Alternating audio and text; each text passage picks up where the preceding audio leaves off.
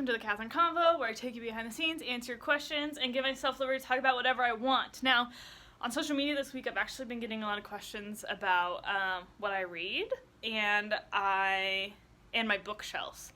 So I thought I'd walk you through a little bit of my reading routine, why I'm so obsessed with books, how I'm able to get so much reading done, and how I actually implement it. Alright, so here are my bookshelves, my pride and joy. I love them so much, and I have another one out in front. This is usually where my cameras go, but they're still packed up from Christmas, so that's going to happen in just a little bit. My OCD-ness organizes them according to color here, which is really fun, and it's really great. Now, maybe I could walk you through some of the books that I've recently finished. I finished this one. Maybe I'll do. Okay, so Jocko Willink and Leif Bavin. I've been obsessed with them in the last month.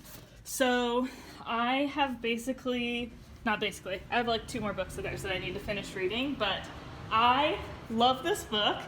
I just finished. This is for my backpack. When I was home for Christmas, I finished this book, Dichotomy of Leadership, also by them. And they also have a series of kid books, which I finished the first one. So we finished these 3 this month and a few others, and maybe I could walk you through my process for how I pick books as well. But I did these 3, and then Jocko has another book called Discipline Equals Freedom. Read that one this month, and it's laundry day today, can you tell? This is a book I'm currently reading, Power of Your Subconscious Mind, and I read 2 other books this month, and you'll probably giggle, but I'm just going to be honest. Okay, read this book. It's yellow. How to Talk to Anyone. 92 Little Tricks. And then, judge me all you want. I read Twilight this month. So, why did I choose these books? How does it work? What's going on? Now, how do I choose the books I want to read? What does it look like? Really, choosing the next book I'm going to read is one of my favorite things. I just stand in front of these and I just look at them. I just take them all in. I'm like, what do I need right now? Sometimes I need fiction. Sometimes I need something. And basically, what happened this month? I read this book. It was, there were some good nuggets in it, but it was hard to get through. It was really hard to get through. So I was feeling tired of reading. I was like, oh my gosh. I was like, I need something that's so easy to read that will just get me back in it. So read Twilight. And I was like, okay. Kristen Stewart and Robert Pattinson kind of did those movies wrong because, I don't know, let's be real, I love the movies too, but the book's really good. Anyway, I was like, okay, I need some more substance.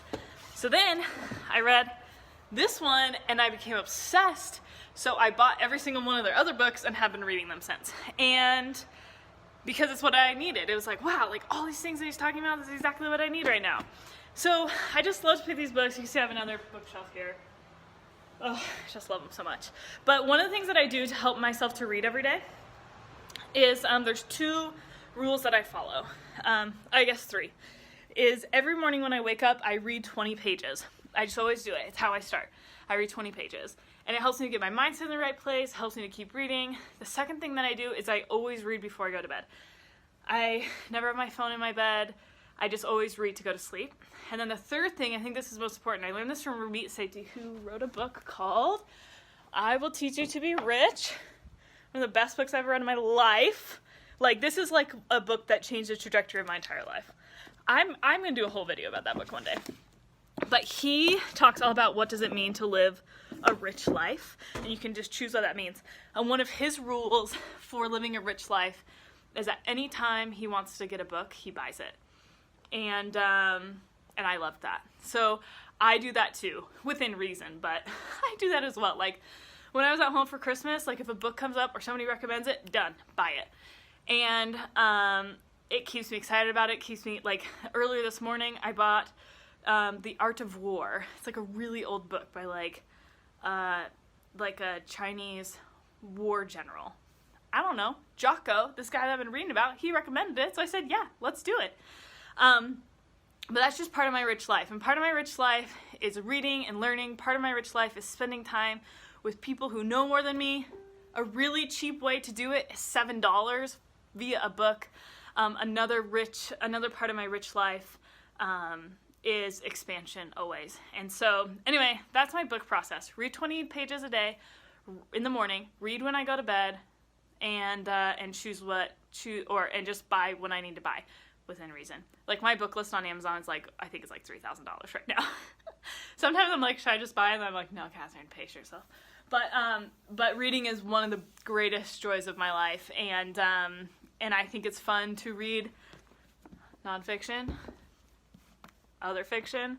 But yes, I think being able to keep my mind continually moving like that is awesome. So when I asked for my birthday book recommendations, I actually meant it. Like, we put those all on the list, and I'm so excited to chip away at them. But wondering what your reading routines are, how you keep on reading. I'm always looking to improve that.